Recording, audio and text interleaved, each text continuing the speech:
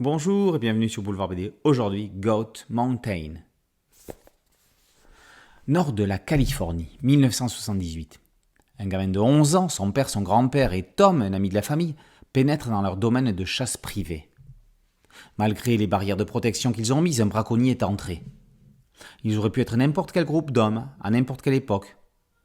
Ils se sont réunis pour tuer, pour une chasse, une manière de revenir en arrière pour atteindre un millier de générations passées. Ce jour-là, en entrant dans le domaine, leur vie allait changer. Pour la première fois, le petit va tuer. Il doit montrer qu'il est un homme et assumer son acte.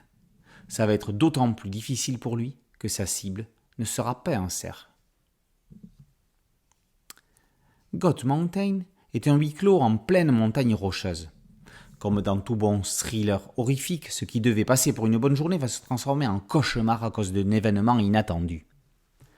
Adapté d'un roman de David Vann, l'histoire met en scène une famille aux traditions séculaires et éculées. Mais pour le grand-père, rien ne peut déroger à la règle. Parfois malaisante, parfois malsaine, l'ambiance est tendue. La tension monte crescendo. Les événements sont tels qu'il n'y a pas de retour en arrière possible. Quelle en sera l'issue ? Avec un petit goût de délivrance, le récit traite en fond du rapport de l'homme dit civilisé avec les armes à feu.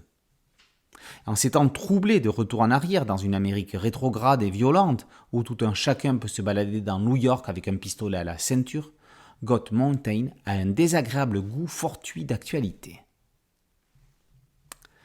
Michel et Béa Constant, Didier et Lise Tarquin, Olivier Grenson et Sylvie Roge, à présent O'Carroll et Georges Van Lenthout. Les couples auteurs-autrices de bande dessinée occupent ces derniers temps le devant de la scène avec talent et dans des univers pour les uns et pour les autres complètement différents.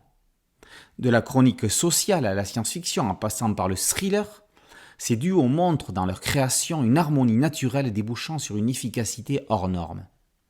Ainsi, Lady Jane, UCC Dolores ou encore La Fée Assassine sont des one-shots ou séries incontournables. Goat Mountain s'ajoute à cette shortlist. Après avoir rédigé le dossier littéraire de Silence Blanc, Le Grand Nord d'après Jack London, O'Carroll signe sa première adaptation d'un roman en BD.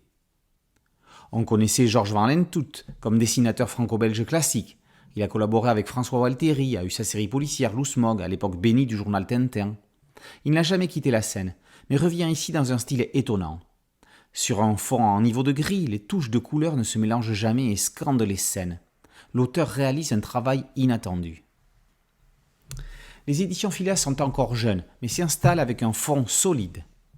Après les chocs, Seul le silence et Monsieur le Commandant, Goat Mountain enfonce le clou, s'inscrivant dans les albums primables de l'année. Goat Mountain par O'Carroll et Georges Van Lenthout est paru aux éditions Phileas.